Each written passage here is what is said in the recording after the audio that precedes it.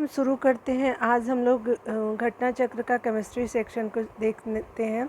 तो ये आपका क्या इम्पोर्टेंट होगा, जितने भी प्रीवियस ईयर अभी पीएससी के एग्ज़ाम में आ चुके हैं तो इम्पोर्टेंट होगा। और ये जो भी पीएससी आने वाला है आपको सितंबर के मंथ में एग्ज़ाम जो होने वाला है, तो उसके लिए भी इम्पोर्टेंट है आपका प्रीवियस ईयर जितने भी प्रश्न है। तो चलिए यहाँ पे डिटेल में देख लेते हैं। ऑलरेडी मैंने इसके बहुत सारे वीडियो बनाए हैं, तो आप उसको देख लीजिएगा जा कर के। अकार्बनिक रसायन को देखते हैं। तो कहा जा रहा है तत्वों का वर्गीकरण जो किया जाता है, तो उसको देख लेते हैं।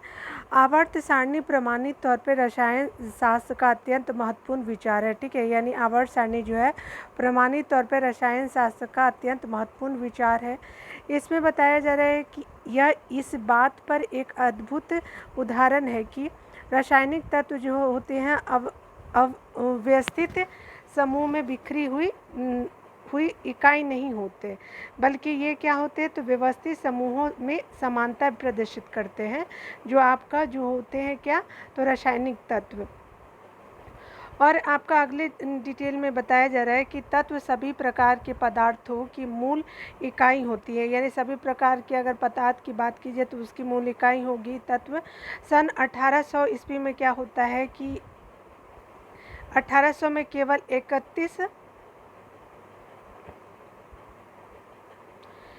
31 तत्व ज्ञात थे। कितने, तो 31 तत्व ज्ञात थे। सन 1865 तक जो है वो 63 तत्वों की जानकारी थी। टोटल कितने तत्व थे, तो आपके 63 तत्व थे। आजकल हमें 118 तत्वों के बारे में पता है। ठीक है, इनमें से बोला जा रहा है कि हाल ही में खोजे गए तत्व जो है मानव निर्मित है।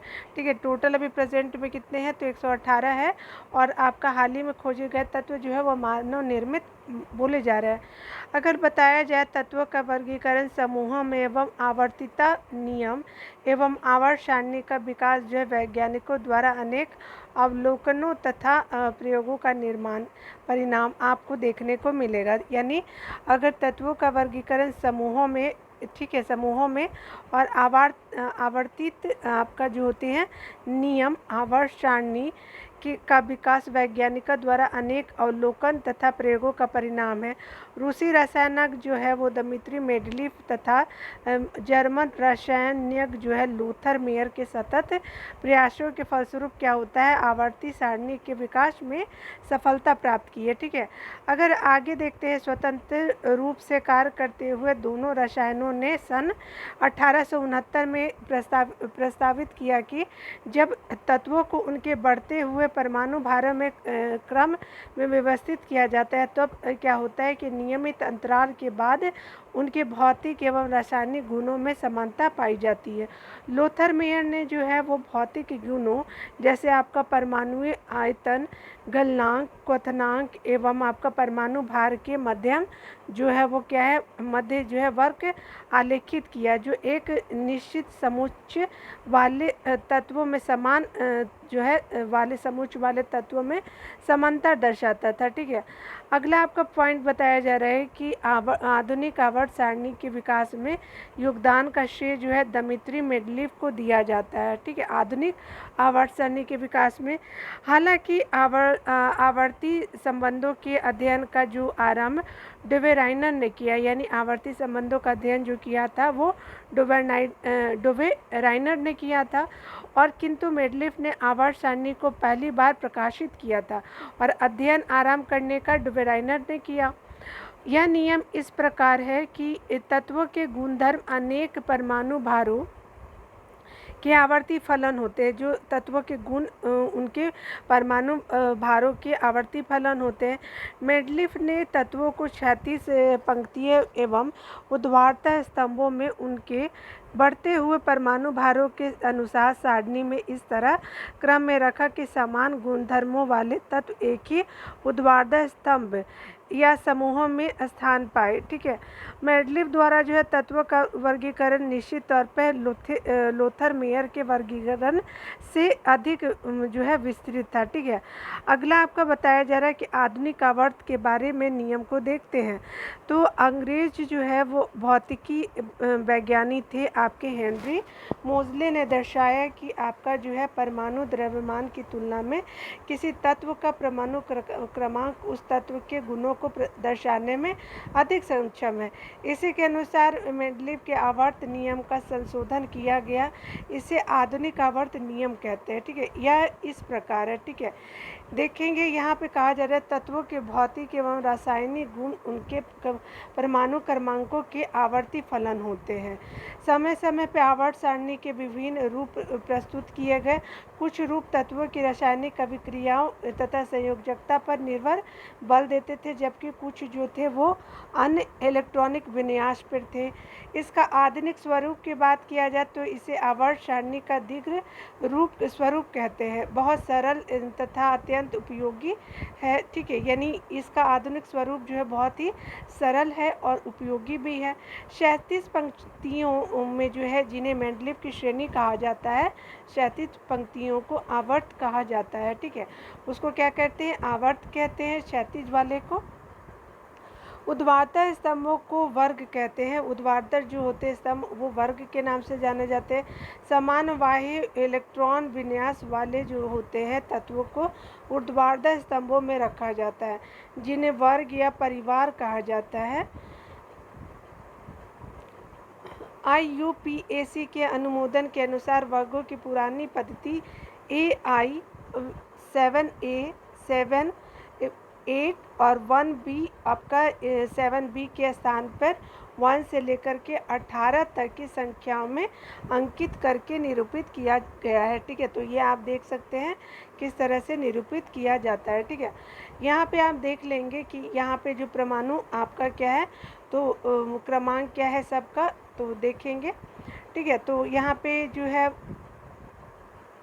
परमाणु क्रमांक आप देख भी सकते हैं खुद से भी। ठीक है, और आपका जो चलिए IUPAC अधिकृत जो नाम है देख लेते हैं। तो मेंडेविलियम का क्या नाम है, तो आपका MD है।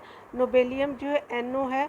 लॉरेनेसियम का LR है और रुथरफोर्डियम का RF है। ठीक है, ये आपका इम्पोर्टेंट उतना नहीं है, लेकिन अगर आप देखना चाहते हैं तो वीडियो में को पॉज करके आप देख सकते हैं। ठीक है, तो मैं थोड़ा सा स्लो मोशन में कर देती हूँ, आप देख लीजिए। ठीक है ना, चलिए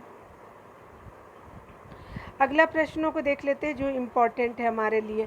यहाँ पे बताया जा रहा है कि यहाँ पे प्रश्न कोश में जो है बोला जा रहा है यूनेस्को ने 2019 के उत्सव को रासायनिक तत्वों की आवर्त सारणी के अंतर्राष्ट्रीय वर्ष के रूप में उसके कितने साल पूरा होने का जश्न मनाया। तो टोटल 150 साल पूरा होने का जश्न मनाया है। 1 का B हो गया। ठीक है, अगला डिटेल में बताया जा रहा है कि यूनेस्को ने 1869 में जो है प्रकाशित आवर्त सारणी के 150 वर्ष पूरे होने पर वर्ष 2019 को रासायनिक तत्वों की आवर्त सारणी के वर्ष के रूप में मनाने का निर्णय लिया है। इस आवर्त सारणी को हम आज जानते हैं वह पहली बार रूसी वैज्ञानिक दमित्री इवानोविच मेंडलीव द्वारा डिजाइन किया गया था। ठीक है, तो आवर्त सारणी को डिजाइन दमित्री जो इवानोविच मेंडलीव ने किया था, जो रूसी वैज्ञानिक थे। ठीक है, अगला देखते हैं। बोला जा रहा है कि कथन और कारण को आपको पढ़ना है। तो रासायनिक तत्वों की आवर्त सारणी में इलेक्ट्रॉनीय बंधुता किसी एक वर्ग में सतह ऊपर से नीचे की ओर बढ़ती है, यानी ऊपर से नीचे की ओर क्या होती है, बढ़ती है। किसी एक वर्ग में परमाणुओं त्रिज्या समानता ऊपर से नीचे की ओर बढ़ती है, यानी कहने का मतलब किसी वर्ग में परमाणु त्रिज्या क्या होती है, तो ऊपर से नीचे की ओर क्या होती है, बढ़ती है। ठीक है, तो ये वर्ग की बात की जा रही है, तो आपको बताना है कि क्या है कथन और कारण में। ठीक है, तो चलिए देख लेते हैं। यहाँ पे बोला जा रहा है कि A जो है वो गलत है। ठीक है, A जो है गलत है, 8 सही है। तो चलिए देख लेते हैं डिटेल में। यहाँ पे क्या है, तो आपका रासायनिक तत्वों की आवर्त सारणी जो होती है वो इलेक्ट्रॉनीय बंधुता किसी एक वर्ग में सदैव ऊपर से नीचे की ओर आती है, ये गलत है। ठीक है, और आपका R जो है वो बिल्कुल सही है। ठीक है, चलिए देख लेते हैं डिटेल में नंबर 1 प्रश्नों को। यहाँ पे देखिए, यहाँ पे बताया जा रहा है कि रासायनिक तत्वों की जो आवर्त सारणी के किसी वर्ग में नीचे की ओर जाने पे क्या होता है, तो ये आपका जो होते हैं तत्वों की आपकी इलेक्ट्रॉनिक बंधुता जो क्या होती है, ये सामान्यतः क्या होती है, घटती है। ठीक है, आपकी अगला बताया जा रहा है कि जबकि परमाणु त्रिज्या क्या होती है, बढ़ती है, तो आप बंधुता क्या होती है, तो घटती है। और आपकी यहाँ पे बताया जा रहा है कि जो इलेक्ट्रॉन बंधुता होती है नीचे, आपका क्या होता है कि नीचे की ओर जाने पे क्या होती है, घटती है, और परमाणु त्रिज्या बढ़ती है। तो ए गलत है और 8 क्या होती है, सही होती है। ठीक है, चलिए हम लोग यहाँ पे देख लेते हैं कि यहाँ पे जो बोला जा रहा है, तो आपको यहाँ पे जो पहला तो हमने देख लिया, यहाँ पे देखेंगे हम लोग जो, चलिए 3 नंबर प्रश्नों को देख लेते हैं। यहाँ पे बताया जा रहा है कि रासायनिक तत्वों की आवर्त सारणी के बारे में आपको बताना है। तो किसी एक आवर्तक के अनुदिश आयन विभव धीरे धीरे कम होते हैं।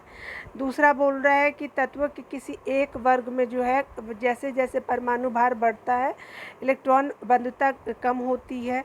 उसके अलावा किसी निर्दिष्ट आवर्तक में जो है जैसे जैसे परमाणु संख्या बढ़ती है, विद्युत ऋणात्मकता कम होती है। तो ये बोला जा रहा है, सही की बात बोली जा रहा है, आपको ध्यान देना है। तो सही में क्या हो जाएगा, सिर्फ 2 जो है वो बिल्कुल सही हो जाएगा। यानी कहने का मतलब कि रासायनिक तत्वों की आवर्त सारणी के बारे में है कि तत्वों के किसी एक वर्ग में जैसे जैसे परमाणु भार बढ़ता है, इलेक्ट्रॉन बंधुता क्या होती है, कम होती है। ठीक है, तो भार बढ़ेगा तो आपका इलेक्ट्रॉन बंधुता कम होती है। बी आपका बिल्कुल सही हो जाएगा। डिटेल में देख लेते हैं। यहाँ पे चलिए, यहाँ पे बताया जा रहा है क्या कि किसी आवर्त के अनुदिश जो है वो आयन विभव धीरे धीरे बढ़ता है। किसी वर्ग में परमाणु भार की वृद्धि के साथ साथ जो इलेक्ट्रॉन बंधुता कम होती जाती है। आवर्त में परमाणु संख्या के वृद्धि के साथ साथ जो है सामान्यतः विद्युत ऋणात्मकता क्या होती है, बढ़ती जाती है। ठीक है, अगला देखिए क्या बोला जा रहा है, तीसरा और चौथा समूह के ऑक्साइड का गुण जो होता है, ऑक्साइड का सामान्य गुण क्या होता है, तो बेसिक और एसिडिक होता है। आपका जो चौथा का ए सही हो जाएगा। और ये जो बोला जा रहा है, ये जो होते हैं ऑक्साइड उभयधर्मी होते हैं। यानी आवर्त सारणी के तीसरे और चौथे जो होते हैं ऑक्साइड का सामान्य गुणधर्म बेसिक और एसिडिक होता है। अगला देखिए, भूपट्टी में सर्वाधिक पाए जाने वाला तत्व, तो भूपट्टी में सर्वाधिक पाए जाने वाला तत्व जो है वो ऑक्सीजन होता है। ए सही हो गया। भूपट्टी पर जो है द्रव्यमान प्रतिशत के रूप में oxygen 46.8%, silicon 27.72%, aluminium 8.13%, iron 5%, calcium 3.65% और कार्बन 0.6% है। ठीक है, देखिए यहाँ पे बताया जा रहा है कि भूपट्टी पर द्रव्यमान प्रतिशत के रूप में से कौन सा एक सर्वाधिक मात्रा में पाया जाता है, तो ऑक्सीजन जो है वो सर्वाधिक मात्रा में पाया जाता है।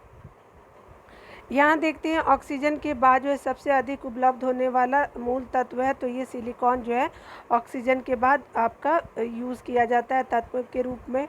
धरती के सतह पे ऑक्सीजन के बाद सबसे अधिक जो है उपलब्ध मूल तत्व क्या है, तो सिलिकॉन है। इसकी खोज 1824 में जे बर्जीलियस द्वारा किया गया था। यह लैटिन भाषा के सीलियस शब्द से बना है। सिलिकॉन चिप का प्रयोग जो होता है कंप्यूटर के सेमीकंडक्टर में होता है। यहाँ पे देखिए क्या बताया जा रहा है, तो कह सकते हैं कि निम्नलिखित में से विश्व में कौन सा सर्वाधिक पाया जाने वाला तत्व है, तो ये हाइड्रोजन हो गया। 8 का ए आंसर बिल्कुल सही हो जाएगा। महाविस्फोट के बाद जो है जब ब्रह्मांड का जो क्या है तो आपका निर्माण हुआ, तो इसमें से 3/4 से अधिक हाइड्रोजन तथा 1/4 से कम हीलियम था। ठीक है, जब ब्रह्मांड का निर्माण हुआ, स्थिति जो है वो तक कुछ प्रतिशत हाइड्रोजन का ही जलन हो सका था। यानी कुछ अद्यतन स्थिति तक जो है कुछ प्रतिशत हाइड्रोजन का जलन हो सका। अधिकांश हाइड्रोजन जो है आज भी विद्यमान है। और आपके स्पष्ट है कि ब्रह्मांड में सर्वाधिक पाए जाने वाला तत्व हाइड्रोजन है, जबकि आपका भूपट्टी में सर्वाधिक तत्व आपका ऑक्सीजन है। ब्रह्मांड और आप भूपट्टी को याद रखेंगे। अगला देखिए क्या बताया जा रहा है कि लगभग जो है कितने प्रकार के रासायनिक तत्व पृथ्वी पर पाए जाते हैं, तो टोटल 100 तरह के पृथ्वी पर तत्व पाए जाते हैं। देखिए यहाँ पे बोला जा रहा है कि रासायनिक तत्व या केवल तत्व ऐसे उन शुद्ध पदार्थों को कहते हैं जो केवल एक ही तत्व के परमाणुओं से बने होते, अथवा जो ऐसे परमाणु से बने होते जिनके नाभिक में समान संख्या में प्रोटॉन होते हैं। अभी तक जो 118 तत्वों की पहचान की गई है और ये प्रश्नकाल के समय जो थे आपका 100 था। ठीक है, तो आप याद रखेंगे 118 अभी तत्व हो चुका है। अगला बताया जा रहा है कि इनमें से कौन सा जो मूल तत्व है। तो निम्नलिखित में से मूल तत्व की बात की जाए तो हीरा क्या है, तो मूल तत्व हो जाएगा 10 का 20 सही हो जाएगा। आपका बताया जा रहा है कि हीरा रासायनिक रूप से कार्बन का शुद्धतम रूप है, क्रिस्टलीय अपरूप है तथा अतः यह एक मूल तत्व है।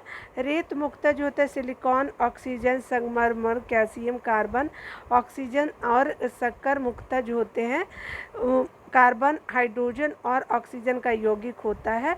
ठीक है, रेत मुक्त सिलिकॉन और ऑक्सीजन, संगमरमर जो होते हैं वो कार्बन और हाइड्रोजन, यानी देखिए यहाँ पे देख लेते हैं कि रेत मुक्त होते सिलिकॉन और ऑक्सीजन, उसके अलावा संगमरमर जो होते हैं वो कैल्शियम और कार्बन के होते हैं, ऑक्सीजन के होते हैं, यानी संगमरमर क्या होते हैं तो आपका कैल्शियम, कार्बन तथा ऑक्सीजन, और शक्कर मुक्त किसके होते हैं तो कार्बन, हाइड्रोजन और ऑक्सीजन का यौगिक होता है, ये तीनों। ठीक है, देखिए हीरे की बनावटी खनिजीय बनावट क्या है, तो ये आपका कार्बन के है। ठीक है, खनिजीय बनावट कार्बन है। देखिए यहाँ पे बोला जा रहा है कि इसमें से जो है कौन सा निम्नलिखित में से तत्व नहीं है, तो गैस जो है वो तत्व नहीं है, धातु, अधातु और उपधातु जो है वो तत्व है। आपका C12 का सही हो जाएगा। देखिए यहाँ पे बताया जा रहा है कि आवर्त सारणी में तत्वों को 3 भागों अर्थात धातु, अधातु तथा उपधातु में विभाजित किया गया है। कुछ गैसें जैसे कि हाइड्रोजन H से, हीलियम, नाइट्रोजन N से, ऑक्सीजन O से, फ्लोरीन F से, neon, chlorine, argon, krypton, xenon, radon को अधातु की श्रेणी में रखा गया, लेकिन अधिकतर जो होते हैं वो गैसीय यौगिक होती है। ठीक है, तो इस तरह से जो है आपका ये सेक्शन जो आपका अकार्बनिक तत्व जो है उसको हमने कंप्लीट कर लिया है। ठीक है, तो आप इसको जो है बार बार रिवाइज कर लीजिएगा अकार्बनिक रसायन को, ये बहुत ही इम्पोर्टेंट होता है। ठीक है ना, तो आप याद रखेंगे, आप इसी तरह से पढ़ते रहिए और खुद का ख्याल रखिए। ठीक है, टेक केयर।